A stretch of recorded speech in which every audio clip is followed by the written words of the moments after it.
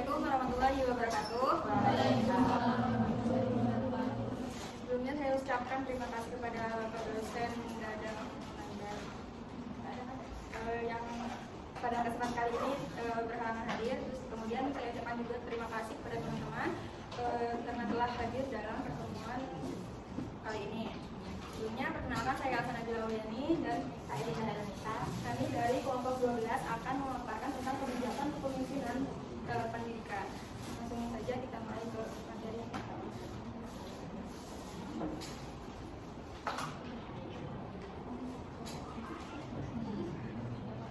Nah, jadi di sini ada pengertian kepemimpinan pendidikan ya. Jadi pemimpin pendidikan adalah proses memandu dan menginspirasi di lingkungan pendidikan untuk mencapai tujuan pembelajaran dan pengembangan. Nah, kepemimpinan yang berlangsung pada lembaga pendidikan ini berarti menjalankan proses kepemimpinan yang sifatnya ini mempengaruhi sumber daya personil pendidikan, guru dan karyawan agar melakukan tindakan guna mencapai tujuan pendidikan. Nah, jadi dengan demikian kepemimpinan pendidikan ini merupakan kemampuan yang terutama dapat mempengaruhi banget sehingga sekolah ini dapat diatur dan digerakkan oleh pemimpin pendidikan ini. Nah, dapat mengatur pergerakan dan pelaksanaan pendidikan sehingga tercapainya tujuan yang efektif dan efisien.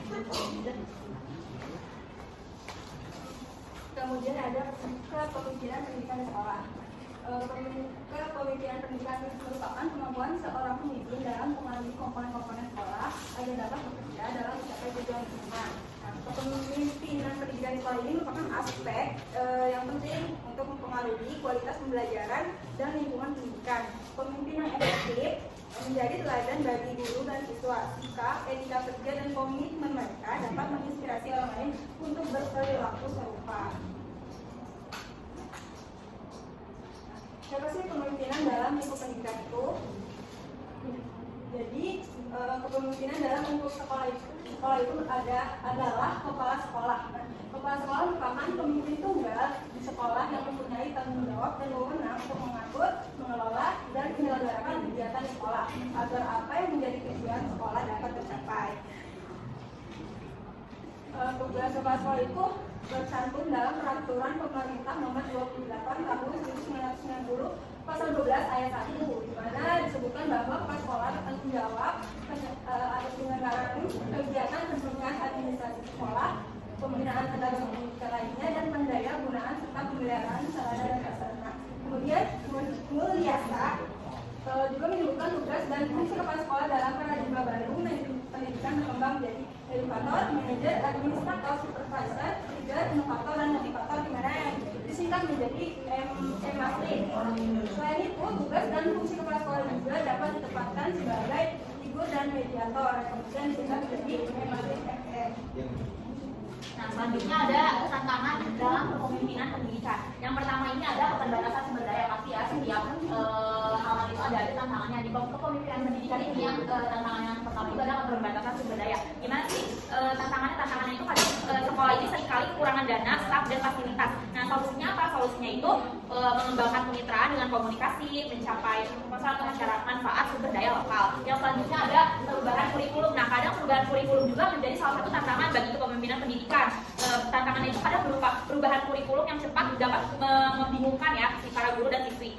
Nah, jadi solusinya itu menyediakan pelatihan berkelanjutan dan dukungan untuk para guru agar dapat beradaptasi dengan perubahan.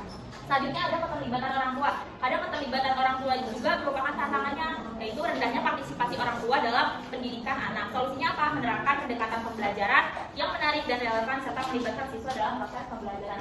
Yang keempat ada manajemen konflik. Nah, munculnya konflik juga merupakan salah satu tantangan untuk kepemimpinan pendidikan. Solusinya apa? Yaitu mengembangkan kebijakan resolusi konflik yang jelas dan pelatihan untuk meningkatkan keterampilan komunikasi. Selanjutnya tantangannya itu ada teknologi. Nah, kadang mengintegrasikan teknologi itu merupakan tantangan juga ya, tantangan baru dengan efektif. Solusinya akan menyediakan pelatihan untuk guru dan akses yang memadai bagi siswa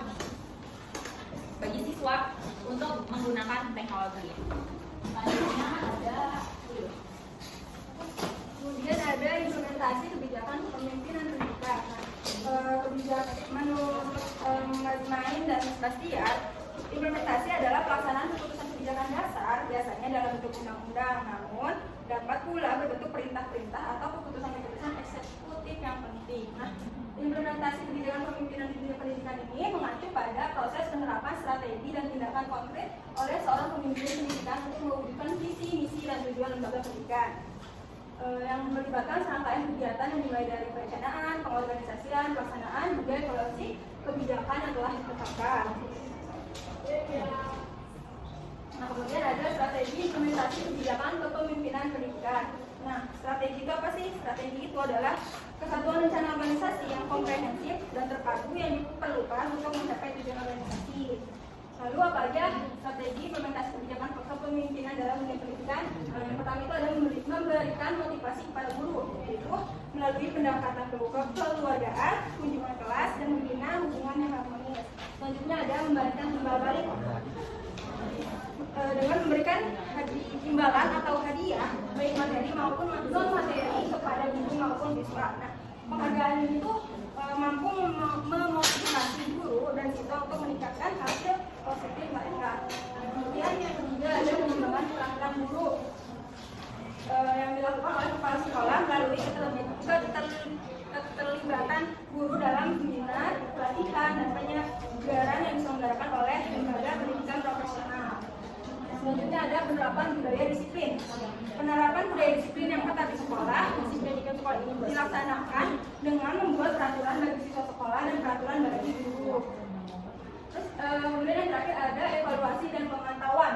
Evaluasi dan pemantauan merupakan tahap akhir dari tahapan strategi implementasi kebijakan kepemimpinan dalam dunia pendidikan ini, di mana evaluasi dan pemantauan ini merupakan program penting untuk melihat apakah program yang diusulkan mencapai tujuan atau tidak.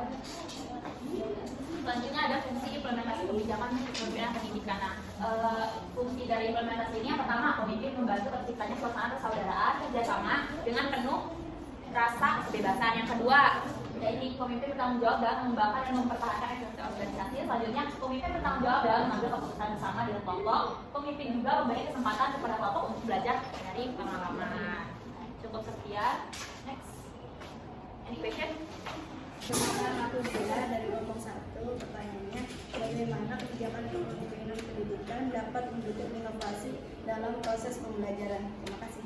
Saya Muhammad Fadil dari kelompok 2. Izin bertanya, bagaimana pemimpin pendidikan dapat memastikan bahwa kebijakan inovasi dalam pembelajaran tidak hanya sekedar wacana, tetapi benar-benar berdampak pada peningkatan kualitas pendidikan? Apa peran kepala sekolah sebagai manajer pendidikan? Bagaimana strategi kepemimpinan dapat diterapkan untuk meningkatkan kinerja guru dan staf pendidikan?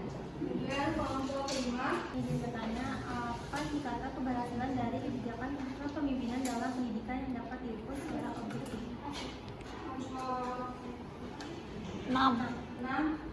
Nama aku Nurlayla dari kelompok 6. Bagaimana kebijakan kepemimpinan meningkatkan motivasi guru? Terima kasih. Dan kelompok Jadi 7. Pertama, kebijakan kepemimpinan pendidikan yang ada saat ini sudah mencerminkan kebutuhan dan aspirasi siswa. Jika tidak, bagaimana saat ini? Kemudian kelompok 8. Apa peran kebijakan dalam kepemimpinan pendidikan? Apa strategi terbaik untuk mengimplementasikan kebijakan kepemimpinan pendidikan? Kelompok 10. Apa tantangan terbesar dalam menerapkan kebijakan kepemimpinan pendidikan di era digitalisasi? Kelompok 11. Oke, perkenalkan saya Kemal dari kelompok 11. Izin bertanya, apa kriteria yang menentukan seseorang pantas menjadi pemimpin pendidikan? Kelompok 13. Gimana sih sekolah dapat mengatasi perbedaan budaya dan nilai dalam berinteraksi dengan masyarakat luas? Kelompok terakhir 14. Kelompok 14. Perkenalkan, nama saya Siti Karina dari kelompok 14. Pertanyaan saya, apa saja indikator keberhasilan yang dapat digunakan untuk menilai efektivitas kepemimpinan pendidikan di sekolah? Izin menjawab pertanyaan dari kelompok 1, yaitu Dea. Tadi kan bagaimana kebijakan kepemimpinan pendidikan dapat mendukung inovasi dalam proses pembelajaran. Jadi kebijakan kepemimpinan pendidikan mendukung inovasi dengan menyediakan pelatihan, sumber daya, dan lingkungan yang mendorong kreativitas serta kolaborasi. Sehingga guru dan siswa dapat mengembangkan metode pembelajaran yang baru. Bagaimana Dea? Oke, terima kasih. Oke, saya di sini akan menjawab menjawab pertanyaan dari kelompok kelima, yaitu Habibah. Pertanyaannya adalah apa indikator keberhasilan dari kebijakan kepemimpinan dalam pendidikan yang dapat diukur secara objektif. Nah, jadi indikator keberhasilan kebijakan kepemimpinan dalam pendidikan adalah peningkatan kinerja akademik, kepuasan guru dan staf, tingkat kehadiran, serta efisiensi manajemen sekolah. Seperti itu. Selanjutnya akan menjawab dari pertanyaan kelompok 6, yaitu Laila. Bagaimana kebijakan kepemimpinan meningkatkan motivasi guru? Kebijakan kepemimpinan itu dapat meningkatkan motivasi guru dengan memberikan apresiasi, dukungan profesional, peluang pengembangan karir, dan lingkungan kerja yang kondusif. Seperti itu.